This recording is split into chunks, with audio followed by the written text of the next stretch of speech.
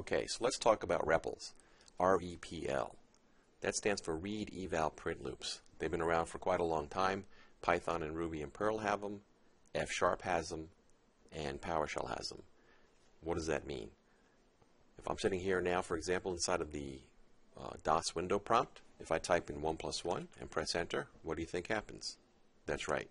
We get that it's not a recognized internal or external command. It does nothing. If I come over to PowerShell, I type in 1 + 1 and press enter, what do you think happens? That's right. I get the number 2. So here you can insert your favorite joke that PowerShell is just a big calculator. But this really helps you get your job done. If you don't want to fire up an entire script to see how something works, you just want to take a single line out of your script and see how it actually does things, you can do it here at the command line. For example, if I wanted to play with number strings, formatting strings inside PowerShell that work in C#, I can take the number 1 and I can call the toString method. Now if I want, I can actually pass it some of the format strings and see what the actual results are. There I can turn it into currency. And there's plenty more where that came from. So that's the quick aspect of the REPL. We're going to be using that a lot. And let's take a look at it in the next segment when we want to look at verb nouns and how commandlets work.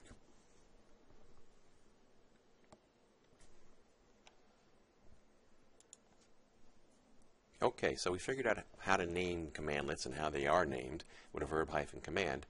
Now what happens when you open up a PowerShell window and you get this big blue blank screen? What can I do in it? PowerShell is all about discoverability. And there's a commandlet that you can use to figure out what you can do. And that commandlet is called get-command. One nice thing about it is you can pass a wildcard to it. Here I want to find all commandlets that begin with invoke. And on my system, this is what comes up. It has aliases, it shows functions, and shows commandlets of what I can actually get done. You can also pass in a wildcard where I want to say, show me everything that ends with item.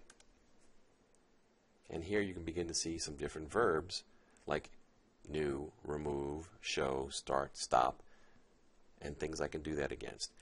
This is a commandlet that is fundamental to getting things done, and it's something you want to memorize. Next, we're going to see when you find the commandlet, how can I know what to do with it when I'm done?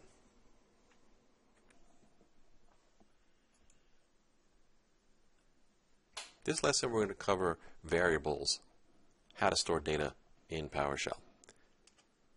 All variables in PowerShell start with a $sign. And here I'm going to set $A equal to the string hello. You tell PowerShell something to string by wrapping it in double quotes or single quotes. So here we'll set that variable, and then we want to print what's in that variable, and all I have to do is type in $A and press enter. Notice I didn't have to use something like print or printf or any kind of command to tell PowerShell how to print something. You type in a variable at the command line, and PowerShell will take it, figure out what's inside of it, and print it appropriately.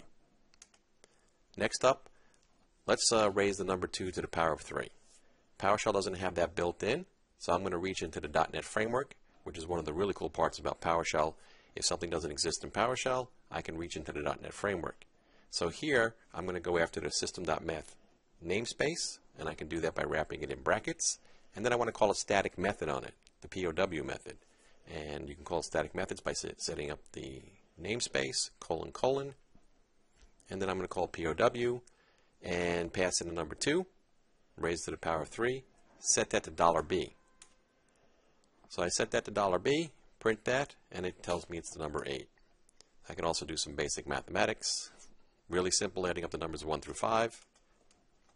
And PowerShell does that with no problem. And here, I want to create the variable called $range. And in it, I want to have the numbers 1 to 10. So I can use a range operator, which is ... And saying 1.10 says, I want to put the numbers 1 through 10 in $range. And now when I print it out, it prints out the numbers 1 to 10. Notice here, I didn't have to tell PowerShell that this was a list of numbers. I didn't have to do a for each on it. I didn't have to say for I equals 1 to 10, print out each subscript. I can just tell it $range, and PowerShell says, oh, it's a list. I'm going to unroll it for you. That's one of the true power savings and time-saving things that you can do in PowerShell. It knows about variables, and it knows how to work with them, roll them, and unroll them. It's really impressive. Next up, we'll see how can we inspect and see what's inside of variables.